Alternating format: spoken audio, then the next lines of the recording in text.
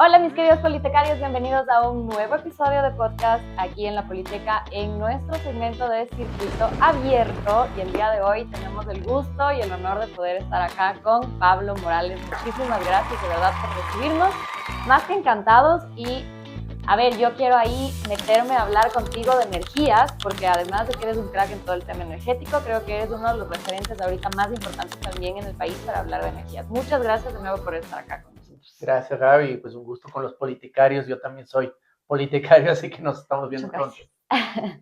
Y Pablo, a ver, cuéntame antes de empezar a meternos a hablar de energías, ¿cómo es que llega a, digamos, como a este mundo de la abogacía y cómo se conecta también con el tema energético? ¿Por qué llegas a hablar tanto de estos Green Talks, que ya nos vas a hablar más adelante, que además te están tomando bastante auge en el país? ¿Por qué hablar de energías? Bueno, creo que hablar de energías es un poco hablar de el sistema operativo de un país, de la productividad, del empleo, la capacidad de desarrollar un país. Ya en los años 60, cuando tuvimos nuestro primer boom petrolero, todos los ingresos petroleros se pensaban para energizar al país. Y hoy en día, cuando estamos hablando de un mundo que está pasando vertiginosamente a unas velocidades que no logramos entender, a un mundo de la inteligencia artificial, la robotización, la energía otra vez va a ser la respuesta a eso. Ecuador tiene una economía que en promedio crece al 2%, pero una necesidad energética por ahora de al menos el 10% de crecimiento anual. Es decir, hay una brecha muy grande que hay que cubrir y que es básica para lo que todos necesitamos en Ecuador, que es vivir bien, ¿no? O sea, básicamente lo que podríamos hacer como país, porque además creo que geográficamente estamos muy bendecidos en ese sentido, es apostarle al tema energético. Pero ¿cuál has visto tú ya desde tu experticia que son los principales problemas que tenemos en esa apuesta energética? Bueno, el principal problema está atado en la forma en la que obtenemos los recursos. Digamos, Ecuador está bendecido en recursos. Más o menos para que haga sentido, por ejemplo, poner unas plantas eólicas, metros por segundo, el viento tiene que estar entre 7 y 8 metros por segundo. En Loja, ¿no es cierto? El proyecto de Loja recibe más de 12 metros por segundo. Eso quiere decir que es riquísimo en buen viento, sobre todo los Andes ecuatoriales. ¿Qué pasa con el sol? Lo mismo, lo mismo. ¿Qué pasa con nuestras capacidades hidroeléctricas? Hemos solamente utilizado alrededor del 25% de nuestras capacidades hidroeléctricas. Ecuador y Latinoamérica tenemos capacidad de enseñarle al mundo de cómo ir en la dirección de la transición energética. Ya en Ecuador, la matriz energética supera en la parte sostenible o renovable más del 75%. Es decir, aunque nos estemos flagelando, lo hemos hecho bastante bien. ¿Dónde están los problemas? Que finalmente es lo que nos asusta, ¿no es cierto? Cada vez que te llega algún mensajito de ahorra energía, dice, bueno, va a haber apagón nuevamente. Volvemos a estar en la misma situación. Y para mí, desgraciadamente, además es un tema de lo que hemos venido discutiendo gracias a una sentencia de la Corte Constitucional hace unas semanas, hemos venido discutiendo los últimos días en Ecuador, es por qué hay esta dificultad en obtener inversión en los 4 niveles de la energía eléctrica, que son generación, transmisión, distribución y comercialización. ¿Por qué? La respuesta está en la plata. La Constitución del 2008 presenta una única diferencia con su Constitución predecesora, que es la del 98. En las dos, como siempre, los ciudadanos esperamos que el Estado cumpla con su obligación de darnos electricidad y servicios públicos en general. Y es la obligación del Estado. Las dos constituciones plantean eso. La diferencia es que la Constitución del 2008 dice que el único que puede prestar ese servicio es el Estado. Y una opción extra que tiene el Estado es el Estado en una empresa mixta, donde él es dueño del 51%, al menos 51% de las acciones. Y agregan la única diferencia con la Constitución anterior, la palabra excepcionalidad, para plantear una otra alternativa donde no participa el Estado en el formato de delegación, y es la excepcionalidad. Y como a veces pues lo discutimos jurídicamente, pero la palabra es muy robusta al hablar de excepcionalidad, es muy profunda y muy limitada, muy acotada. O sea, ¿qué deberíamos cumplir para ser parte de esa excepcionalidad? Porque cosas sí ha tratado de hacer el gobierno para la participación y algo así. Esa es la clave. La clave es que posiblemente Ecuador se quede a oscuras porque la Constitución es a oscura. Es decir, ¿qué es excepcional en un día soleado? Pues que hay un eclipse. Eso es algo excepcional. Tal vez tú te acuerdes, al menos yo me acuerdo cuando pasó por aquí el cometa Halley. Va a volver a pasar en el 2060. Eso es excepcional. De acuerdo con la Constitución del 2008, que un privado participe en sectores estratégicos es eso, excepcional. Y para que llegue a suceder se necesita que una ley diga que es excepcional, como lo que es tú, y luego que los actos de la administración digan que es excepcional.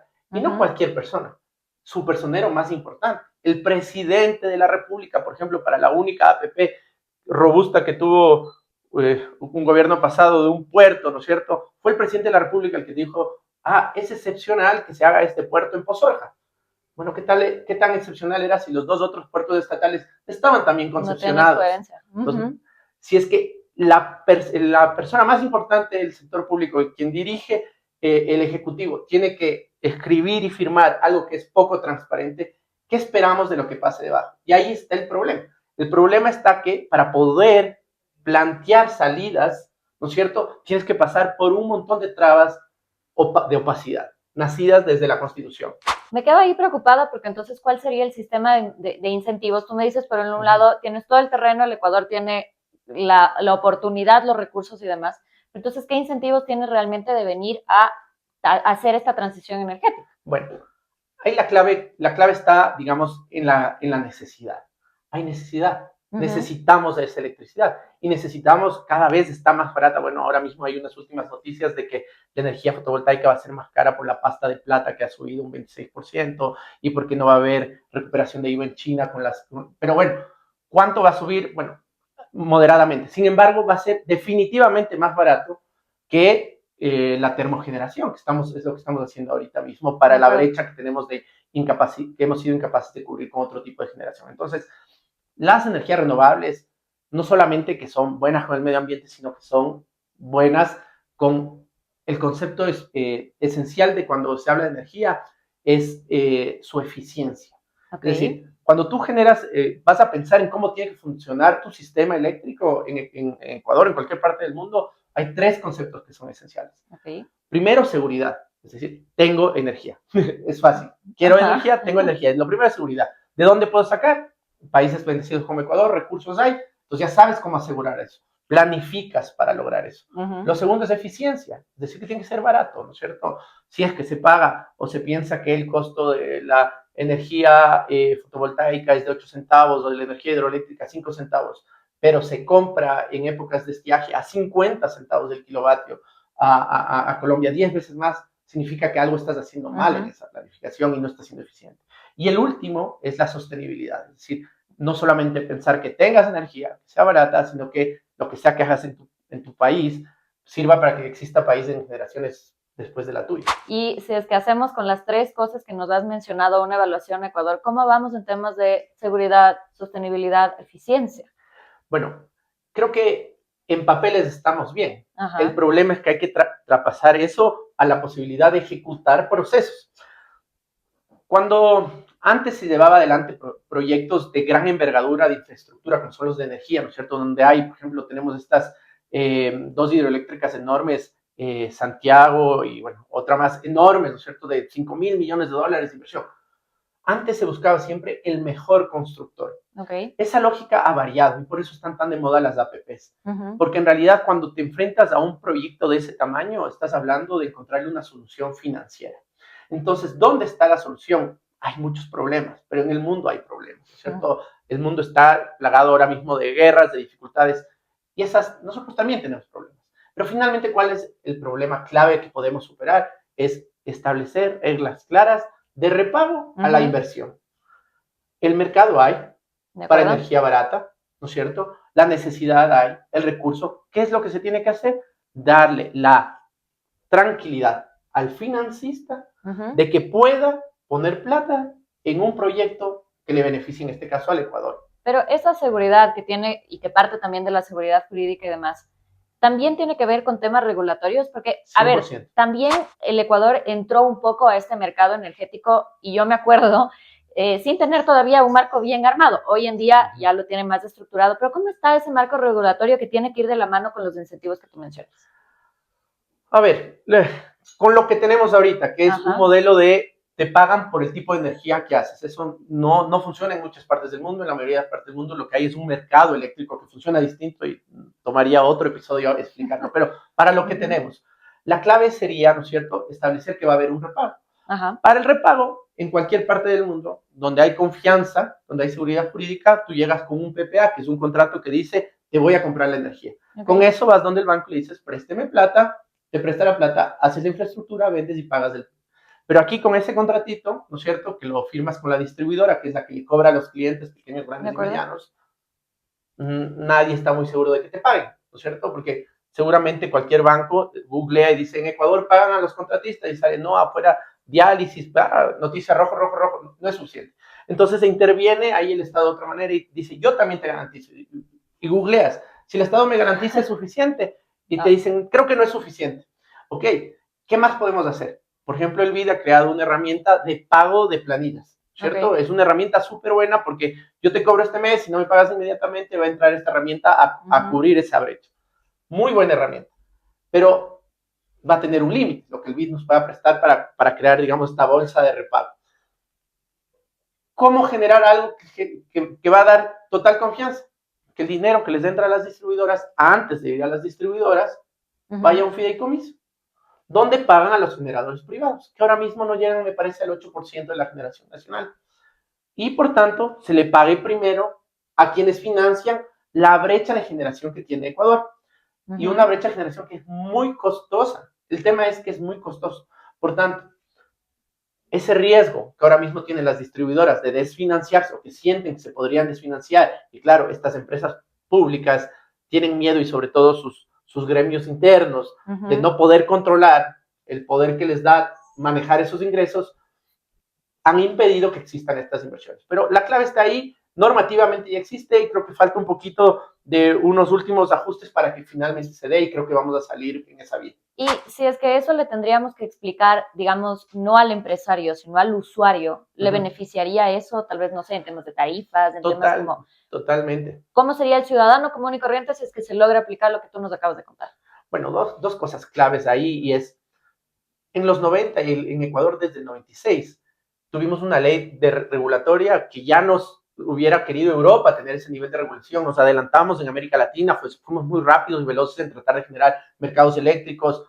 Pero claro, una cosa es lo que dice el papel, otra es lo que en realidad sucede. Hubo un fracaso en ese modelo y pasamos a otro estatizante. Para el usuario, al final, ¿qué es lo que quiere? Energía barata, ¿no es cierto? Porque, digamos, tiene una necesidad energética y no le puede dejar de poner una gran cantidad de sus ingresos solamente al tema energético. Entonces, energía barata, eficiencia y sostenibilidad, es lo que todos queremos. Y en Ecuador ya somos súper sostenibles, el 75. Entonces, ¿qué es lo que tenemos que hacer? Es permitir que exista inversión. ¿Y qué va a recibir el ciudadano? Energía barata. Ahora, ¿qué puede hacer? Y el otro día le oía a un técnico con algunas canas una idea que se viene replicando en Ecuador y es, se puede ciudadanizar la generación eléctrica. ¿Qué significa eso? Que todos los consumidores, ¿no es cierto?, en vez de pagar el 100% en generación ahora mismo del mix que exista, que está costoso, podríamos recibir un préstamo de la propia empresa, te pone paneles y baterías, lo pagas en el tiempo, ¿no es cierto? Ese préstamo a la propia empresa que te da mantenimiento y demás de este bien que te han puesto en tus techos, en tus tejados que tú lo das. Y a partir del año quinto vas a pagar mucho menos. Eso a cualquier ciudadano le interesaría. Una inversión conjunta, digamos. Y no solamente eso, sino que las empresas eléctricas podrían democratizar también eso. Por un lado, ciudadanizas, es decir, yo me hago cargo de un crédito, si es en mi casa, tendría el mismo riesgo que un hipotecario, es decir, un riesgo bajito, podría estar subsidiado, es decir, no ir con un 7%, sino con un 0%, y todavía hacer un buen negocio para el Estado que está pagando $50 kilovatio en ciertas épocas del año, ¿no es cierto? Consigues y luego, ¿cómo lo democratizas? Todos los operadores que comiencen a poner paneles en los tejados, aprobados por las distribuidoras, van a comenzar a distribuir, a democratizar ese ingreso. Es decir, la inversión estatal no va a estar en grandes empresas que hagan una mega hidroeléctrica, sino en un montón de pequeños empresarios que se vuelcan a llenar tejados de paneles. Entonces hay oportunidades. Y sales ahí también de la dependencia de las hidroeléctricas, ¿no? Que más o menos si es que estamos ahí a buenas de que por favor llueva, porque si no, estás un poco quedado. Eso me hace pensar un tema porque sí se ha hablado bastante mal de las hidroeléctricas y hay dos conceptos que creo que son esenciales cuando se habla de electricidad que no hay que olvidarse. Una es la energía no se almacena. Ajá. no se almacenan las necesidades que tiene un Estado. O sea, obviamente tu celular almacena, tu camarita almacena, puedes almacenar para unas horas en tu casita, pero industrialmente un país no va a tener la capacidad de tener una batería de almacenamiento para poder sostener. ¿Qué batería tienen países que tienen los recursos como el nuestro? El agua. Entonces esas represas enormes son en realidad una pila de agua para prenderle, para utilizarle en las horas que no hay sol o en las horas en las que necesitas. Entonces es como cargar la batería.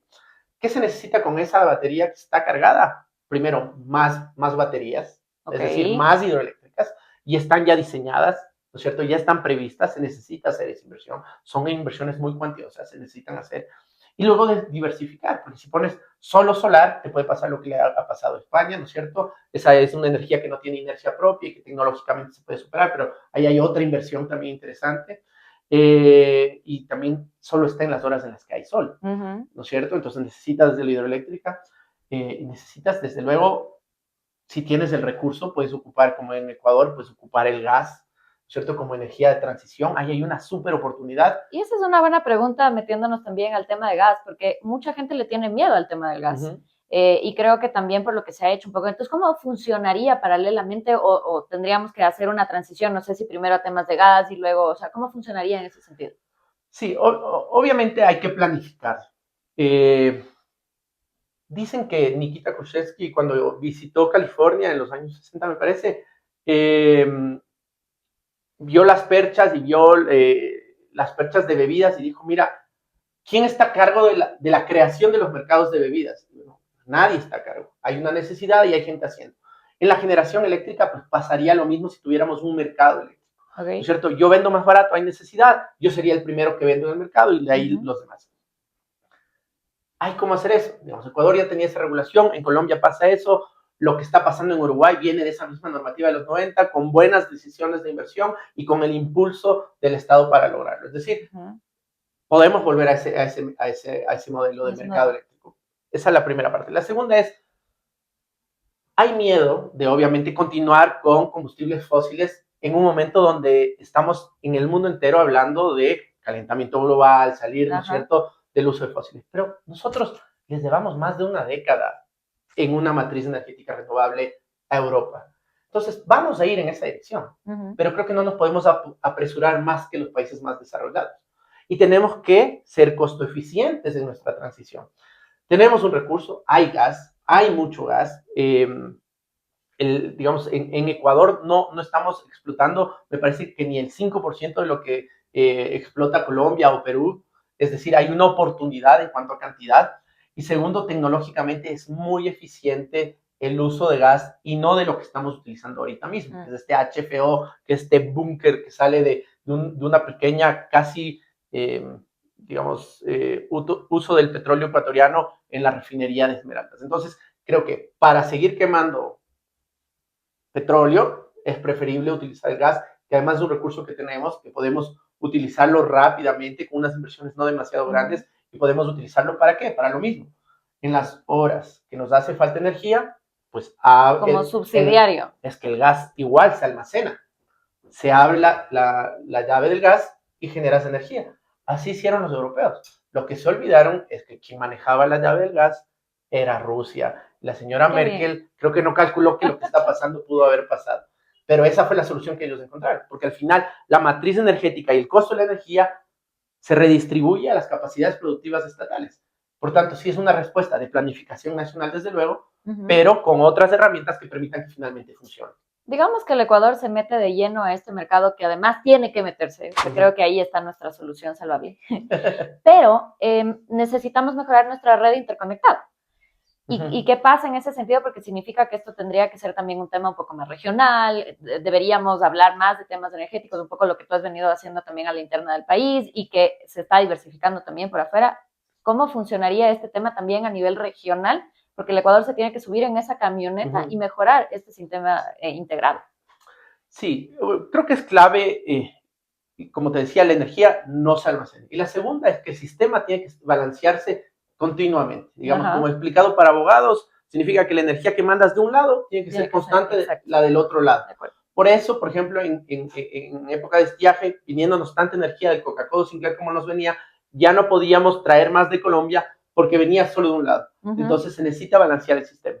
Ahí es clave entender de dónde nomás traemos energía, las capacidades de generación distribuida solar en los techos de las casas, desde las capacidades de autogeneración, que ahora mismo hay algunos muy interesantes proyectos que vienen ya desde el sector privado en Ecuador y las interconexiones andinas. Ecuador efectivamente en un momento pudo exportar mucho y si siguiera con esa vía de invertir en hidroeléctricas y en proyectos de generación a costo bajo, pero que necesitan mucha capacidad estatal para esa inversión, podríamos seguir avanzando en esa misma dirección. Y además, invirtiendo en otras tecnologías interesantes como podría ser el hidrógeno verde, ¿no es cierto? Si es que generas tanta energía renovable que te está sobrando en cierta hora, pues la puedes almacenar. Es bastante costoso el hidrógeno verde, pero hay un mercado para eso. Vamos a ver si continúa siendo un mercado o no, y esas son pequeñas cosas que podemos hacer si es que hacemos las inversiones ya. Si invertimos en una gran hidroeléctrica hoy, ¿no es cierto? La estamos viendo en 7 años. Claro. Es decir, la estamos viendo en el 2033. Los europeos recién para el 2035 esperan que la mitad de su matriz energética sea renovable. Nosotros ya pasamos ese benchmark. Entonces, creo que tenemos que reconocer que lo hemos hecho bien y hay cosas que podemos hacer mejor, que lo más importante es ser seguros, darle seguridad a la matriz, ser eficientes, es decir, que no nos cueste demasiado, y ser sostenibles, que esa ya tenemos bastante bien respuesta esa pregunta. ¿Se liga de alguna forma esto con este mercado de la descarbonización o cómo estaría esto relacionado? ¿Nos interesa como país llegar hasta allá? Totalmente, yo creo que, digamos, la visión global, la visión estatal, tiene que estar enfocada en esa misma línea. Digamos. Ecuador no puede decir, no, yo no creo en cambio climático, no quiero descarbonizar. No. Yo creo que es absurdo. Siendo este Ecuador tan maravilloso como es, el país más megadiverso por kilómetro cuadrado del mundo, hay recursos financieros destinados a ayudarnos a protegernos. Entonces, creo que continuar en la línea en que hemos venido, con altas y bajas políticas de cualquier estilo, pero siendo un país que trata de ser sostenible, que puede seguir en esa línea, creo que eso es clave, que el Ecuador tenga ese discurso, lo mantenga porque le va a permitir acceder a lo más importante, que es el dinero. Va a poder acceder a dinero haciendo lo que viene haciendo. Pero junto a eso tiene que tener una transparencia regulatoria, ¿no es cierto? Y tiene que tener una estabilidad sobre esos contratos. Entonces, yo te digo que voy a hacer esto y eso es lo que hago. Si tengo miedo que el privado lo haga mal, ¿cierto? Le transfiero el 100% de la responsabilidad al privado. Tú me das tantas megavatios, yo te voy a pagar tanto, la infraestructura es tuya. El riesgo. Si explota, lo que sea, es tuyo, el riesgo es tuyo. Yo lo que necesito es la energía. Y si no me cumples, pues me tienes que pagar eso en kilovatios hora comprados al costo que sea donde te toque. ¿No es cierto? Entonces, hay formas de transferir el riesgo. La forma clave de que los contratos funcionen es haciendo un análisis de riesgo. Esta no es la primera vez que se hace un contrato de energía. Sabemos qué es lo que ha pasado en Ecuador, pero sabemos qué es lo que ha pasado en África, en Medio Oriente. Tomamos las mejores prácticas globales, se hace una matriz de riesgo y cada quien asume el riesgo que mejor puede manejar. Entonces, el privado, ¿cuál es el riesgo que mejor puede manejar? La construcción, la búsqueda del financiamiento, la ejecución. El público, ¿qué tiene que conseguirte? Los permisos, los licenciamientos, las expropiaciones. Cada quien se lleva su riesgo y obtienes un resultado. Y eso es lo que necesitamos. Transparencia, colocación de riesgo y capacidad de obtener el resultado. Creo que se puede lograr. Creo que hay con las dificultades que la Constitución sí plantea, hay una forma de que legalmente esa excepcionalidad tenga una salida y que luego motivadamente pueda el Ejecutivo llevar adelante sus proyectos y las empresas públicas también. Antes de preguntarte sobre el futuro del país, que me interesa mucho ahí tu punto de vista, cuando yo trabajaba en APPs, me acuerdo que en esa época estábamos justo planteando estos grandes proyectos como el Aromo, como Villanaco. Se hizo el tema de contratos, se habló de la seguridad jurídica, se hizo el tema de inversiones, los riesgos y demás, y no despunta. Y el proyecto sigue sin construirse, se construye a medias. ¿Cuál ves tú ahí que es la dificultad de ya la puesta en marcha de estos grandes proyectos de los que hablas y que nos hacen falta? Lo primero, creo que en Ecuador nos invadió algo que hace un tiempo escribí un paper que se llamaba el APPismo. ¿Ya? Es decir, pensamos que toda la contratación pública tiene que irse por APP. Okay. Ahora mismo me parece que el funnel de proyectos en Ecuador tiene 14 proyectos. Es decir, y esa no es toda la contratación pública ni todos los proyectos importantes para el país. Ese es un proceso específico que es en realidad una herramienta financiera. Es decir, la APP, desde mi opinión, funciona para dos cosas. La primera, no tienes plata para el proyecto, ¿no es cierto? Es decir, si tienes una carretera y estás cobrando peaje y es sostenible ese peaje, la APP no es tu vía. No es tu vía, ¿por qué? Porque tú ya tienes vía de repago. La vía común se llama concesión y es una vía rápida de salir de ese problema.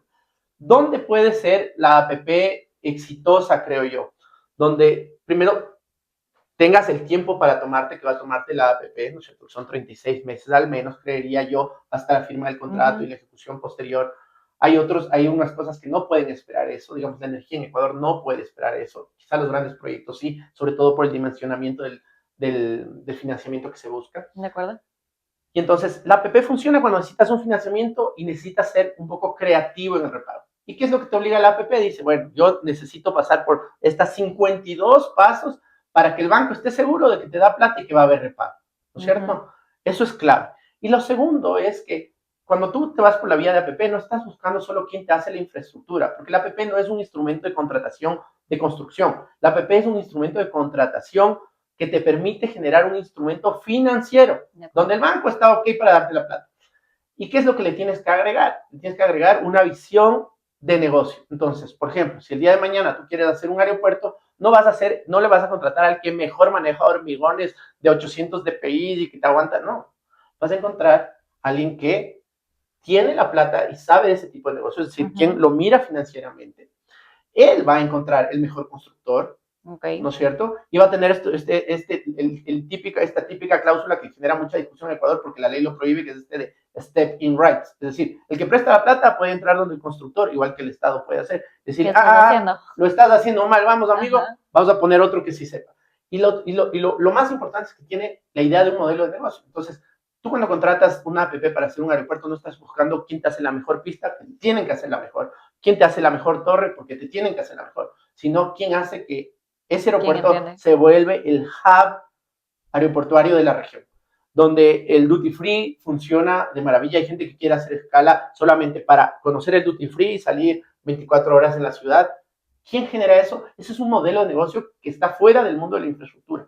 Para eso sirve la APP, para encontrar gente que tiene otras visiones de qué hacer con esa infraestructura. Hace algún tiempo hablaba con un técnico de ferrocarriles y me decía, es que Quito, por ejemplo, veo que el modelo de negocio que le están planteando es 15 kilómetros de metro, ¿cuánto me cuesta? Número de paradas, ¿cuánta gente trabaja y cuánto tengo que cobrarle al pasajero? Me dice, es la forma más absurda de pensar una infraestructura así, porque no puedes pensar solamente el costo de la operación de los vagones. Tienes que hacer que el proyecto te venda. Exacto. Entonces, solamente bancarizándole con la tarjeta, solamente haciendo las tarjetas de crédito, e introduciendo a gente que pueda tener capacidad de movilidad y de ahí también generar ingresos, publicidad, información, venta, parqueaderos de alta velocidad, un montón de otros negocios, hacen que los 15 kilómetros se vuelvan completamente sostenibles. Y además un sistema en superficie que esté abonando a ese mismo sistema. Es decir, que tengas, en vez de replicar la misma línea del metro con troles, pues comienzas a hacer lo que varios estudios que ya tiene el municipio dicen que hay que hacer, que es alimentarle al metro. Entonces, solo para darte un ejemplo, eso creo que pasa en todas las industrias, en todos los sectores, porque el Estado puede tener todavía capacidad de hacer cosas con un poquito de decisión. Y lamentablemente, pues, soy profesor también de Derecho Público, tengo que decir, siempre hay mucho miedo en la toma de decisiones, porque a veces hacer lo incorrecto genera menos dificultades con la Contraloría. Y no hablo, incorrecto no digo robo, ¿no? Pero digo, por ejemplo, no solucionar un problema. Usted tiene razón, pero demándeme, porque si no la Contraloría, bueno, eso es un absurdo. O usted tiene razón, pero la Contraloría me va a decir que por qué contratar con usted que es un poquito más caro solamente por la marca.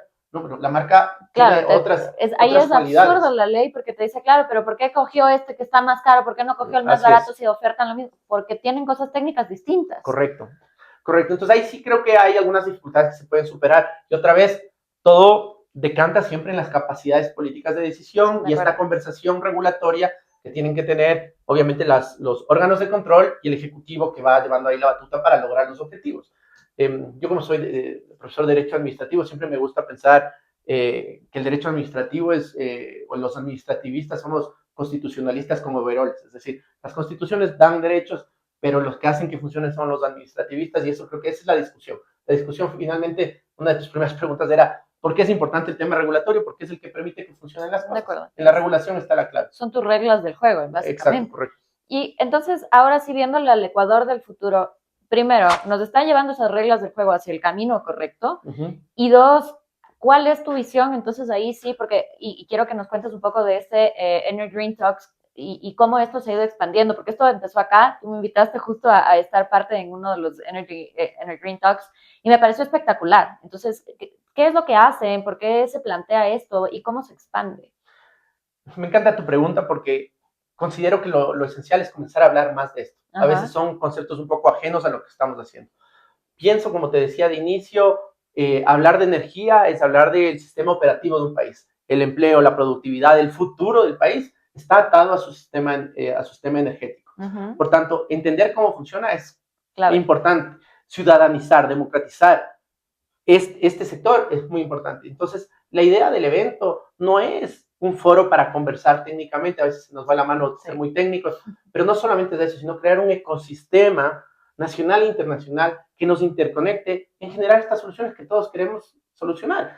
Es decir, conectar abogados que estamos tratando de entender mejor cómo mejorar la regulación, inversionistas, constructores, propietarios de tecnológicos, grandes constructores, bancos, estructuradores, estudios jurídicos que hacen la estructuración, es decir, generar un ecosistema que, conociéndose, porque de otra manera, si no hay estos espacios de conexión, estos centros de gravedad de conexión, no se van generando las respuestas. Ese primer evento en el que pudiste participar, y que lo hicimos junto con la Universidad de San Francisco, nos dijo, hay un espacio para conversar de eso. Y el año pasado hubo un montón de eventos de energía y fue muy valioso eso. Cada año hay más, me sorprende y me alegra también. Correcto, yo también, me encanta. Y estamos generando ya ese ecosistema. Algo que pensamos que estamos haciendo distinto es justamente que no sea solamente hablar, sino ya gestar. Gestar un poco de ideas que puedan llevarnos más adelante.